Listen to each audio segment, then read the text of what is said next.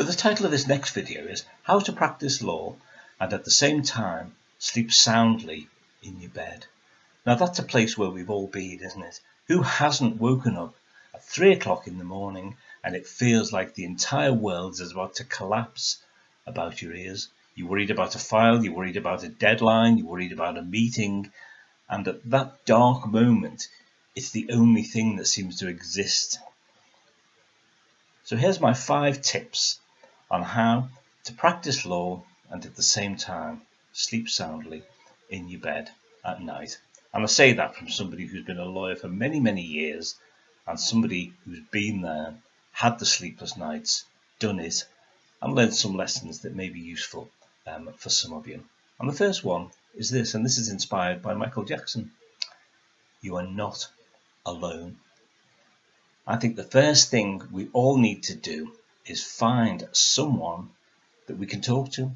Just find somebody that we can go to and say, look, this is on my mind. I'm worried. Can we talk about it? Because you do learn a few things when you do that. And the first one you learn is this. You're not the only one. We've all been there.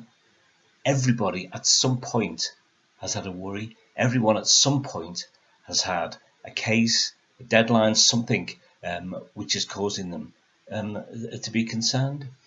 And the second thing you learn when you talk to somebody is it's never as bad as you think. It's never quite the end of the world that you sometimes convince yourself is about to come upon you. And I know that from long, painful experience. I've been a lawyer for over 30 years. As I've said in previous videos, I became a solicitor on the 1st of April 1980, April Fool's Day. And I've had those moments. And guess what? I'm still here. The world's not collapsed. The world hasn't ended. It wasn't the thing that I feared it would be.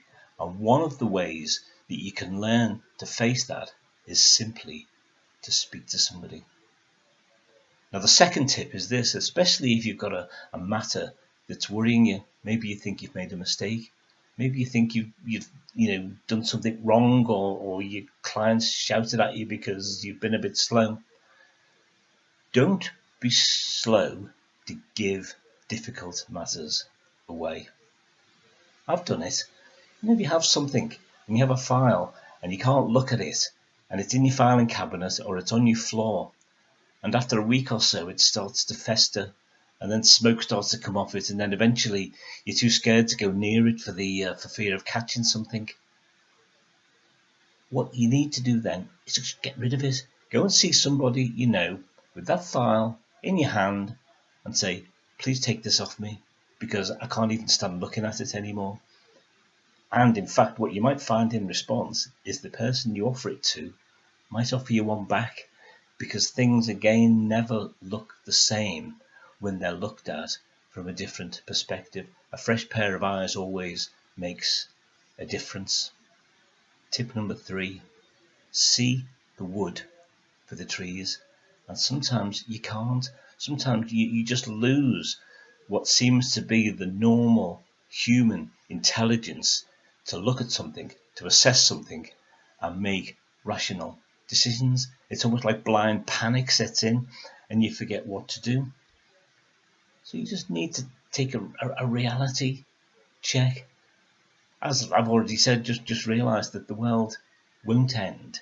And I can remember somebody saying to me years ago, in fact somebody was a barrister who eventually became a High Court judge, and what he said to me is, there's never any problem in law which is not capable of being sorted out. And that is absolutely right. There's nothing which is beyond being sorted. And you need to remind yourself of that over and over and over again and begin to see the clarity that may come from sharing it with somebody, may come from just reminding yourself as to what's happened in the past. But whatever it is, just see the reality of the situation. Tip number 4, and this is for when it really does get quite bad. This is for when things have gone wrong, and it happens to us all. Don't be afraid to confess. Don't be afraid to go to see somebody in responsibility and say, I think I might have messed up a bit here. And of course, over the years, I've been on both sides of that fence. In my younger days, that was something I had to do. Because of my age, I've spent far more time in the last few years on the other side of the desk with people coming to me saying, I'm really sorry, I've made a mistake. And you know what? I've never shot anyone. I've never smacked anybody about the head. I've never grilled somebody and asked them why. Because with experience, I know that that's something that has happened to all of us. And the earlier that something is brought out in the open, the earlier it's sorted. How often do we read horror stories in the legal press about people who've made a mistake and then they've tried to cover it up, and then they've tried to cover it up in another way? You even hear stories of people making up letters to courts and letters to clients and getting in horrible trouble. You've seen poor lawyers, young lawyers whose careers have been brought to a tragic end when all he really had to do was go and see someone and confess, because then the thing begins to be sorted. As I say, I've never shouted at anyone who told me they made a mistake. I've never actually shouted at anyone who hasn't told me they haven't made a mistake, but the one is far preferable to the other. And you just need to be aware of that. Fifthly, and finally, get a life. Remind yourself constantly that being a lawyer is what you do. Being a lawyer is not who you are. Develop other interests in life. I've got a pet dog, Old English Sheepdog, and she loves me. She doesn't love me because of anything I've done. She just is always pleased to see me. And in life, that's what we need to remind ourselves of. We're surrounded by people who like us, not because we're perfect, not because we never make a mistake, but because of who we are. And so just get a life outside this little funnel that we've talked about. Think of a hobby. I've supported Everton for nearly 50 years.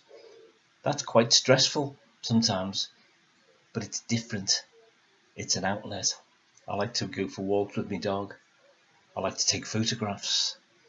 Find something which is completely different from what you have to do and develop a real life outside of work.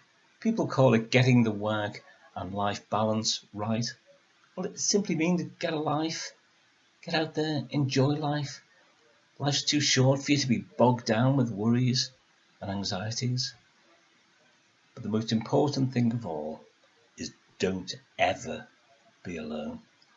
And if you work somewhere where you're afraid to admit that you've done something wrong or to share that something's on your mind, then I'm afraid those who are responsible for you should be ashamed of themselves.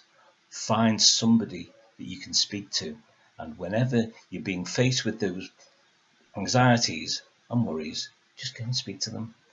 And it's never ever as bad as you think. Thank you.